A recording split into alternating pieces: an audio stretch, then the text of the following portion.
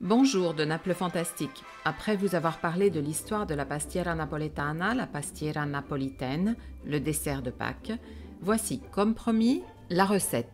Juste après le jingle, nous commençons.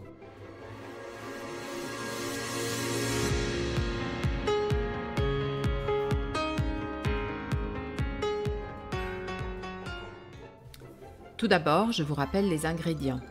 Pour la pâte, 450 g de farine, 2 œufs entiers plus un jaune, 200 g de sucre, 150 g de beurre. Pour le remplissage, j'ai ajouté une petite modification, 200 ml de lait, une boîte de blé, de grano, vous pouvez en trouver dans les magasins d'alimentation italiens, 30 g de beurre, 2 citrons râpés non traités, 600 g de ricotta, 500 g de sucre, 3 œufs entiers plus 3 jaunes, une demi-petite cuillère de cannelle si vous l'aimez, une petite cuillère d'eau de fleur d'oranger, 150 g de cédra et d'orange confite, du sucre glace. Maintenant, procédons ensemble par étapes. Préparez la pâte en mélangeant les ingrédients cités ci-dessus. Mettez la pâte quelques minutes au frigidaire afin qu'elle puisse mieux s'amalgamer et mieux s'étendre après. Pendant ce temps-là, dans une casserole, chauffez à feu doux le lait, plus le blé, le beurre et l'écorce de citron râpé. Tournez souvent pour éviter que cela attache. À part, mélangez la ricotta, le sucre, les œufs, un peu de cannelle si vous le voulez, 2 cuillères d'eau de fleur d'oranger ou de millefleurs, millefiori, l'écorce de citron râpé, les fruits confits coupés en petits dés. Quand le contenu de la casserole est bien refroidi, vous pouvez l'ajouter. En Italie, on trouve des moules pour pastiera. Ce sont les moules que vous voyez actuellement dans la photo. Les proportions que je vous donne correspondent à 2 moules de 22 ou 24 cm.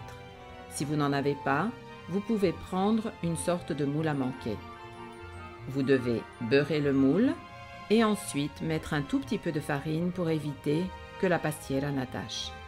Étendez la pâte dans le moule, versez le mélange, recouvrez le tout de bandes de pâte coupées avec une roulette dentelée ou non.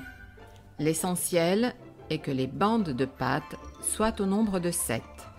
3 dans un sens pour rappeler les decumanums du centre historique de Naples et les 4 bandes, les autres, rappellent les cardi, c'est-à-dire les axes perpendiculaires.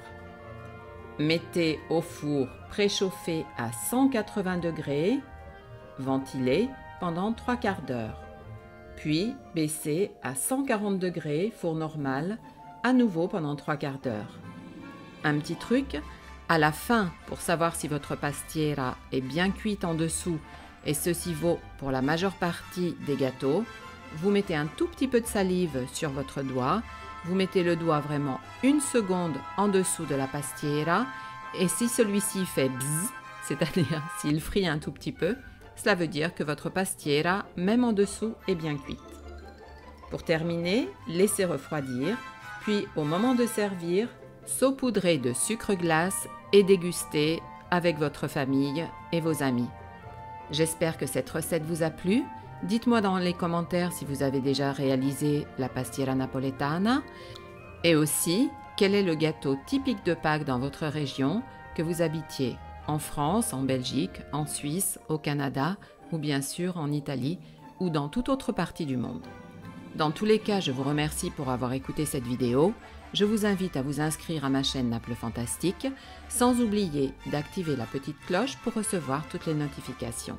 Parlez-en autour de vous avec vos amis et évidemment, partagez aussi bien cette vidéo que la pastiera sans modération.